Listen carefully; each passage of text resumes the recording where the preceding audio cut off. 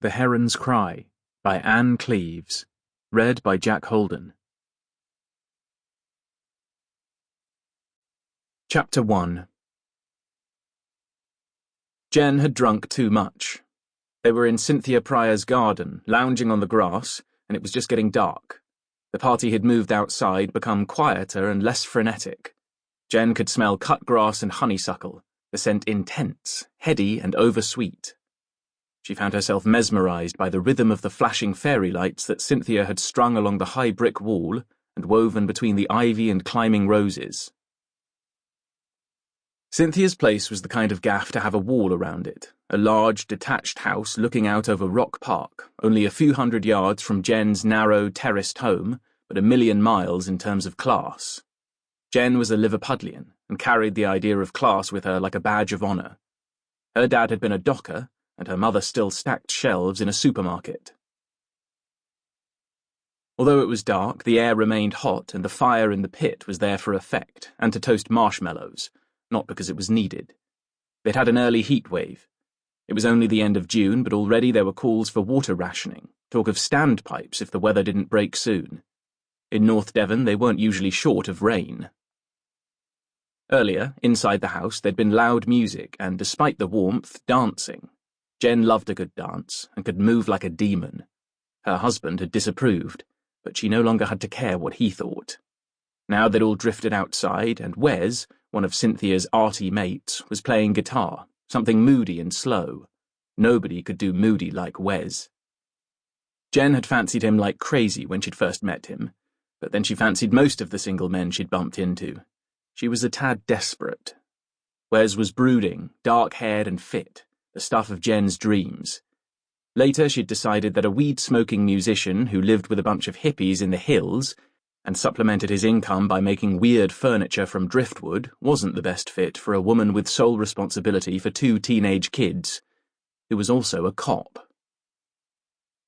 Next to the wall, a table had been set up and covered with a cloth.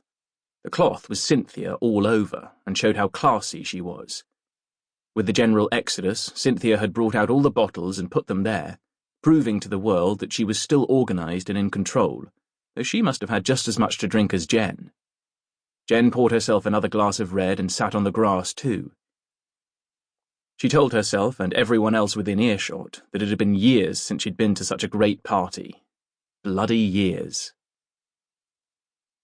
Later, only a small group was left close to the fire. Jen found herself talking to a middle-aged man, one of Cynthia's neighbours.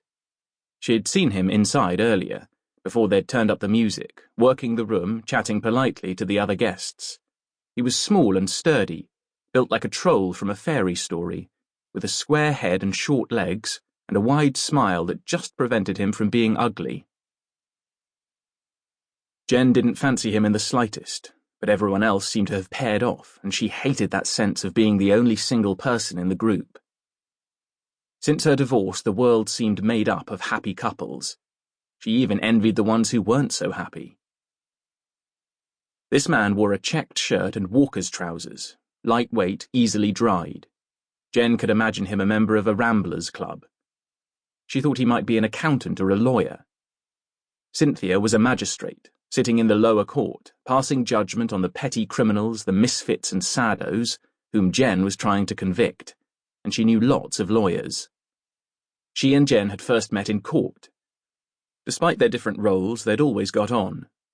Cynthia's husband was something important in the local hospital trust, and she didn't need a paid job. Now, Jen was at that stage where she knew she'd had enough to drink, but she couldn't quite stop. Her ex-husband had always said she had an addictive personality, the words spoken with a sneer and an edge of pity, just before giving her a good slap, and then blaming her for provoking him. She thought Nigel had been holding the same glass of dry white for most of the evening. "So, Nigel, what do you do for a living?"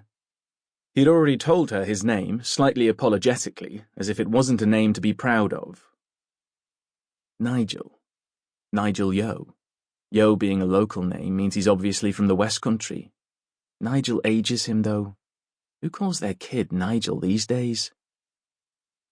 Now she smiled, her best flirty smile. He might be older than she usually liked her. Sample complete. Ready to continue?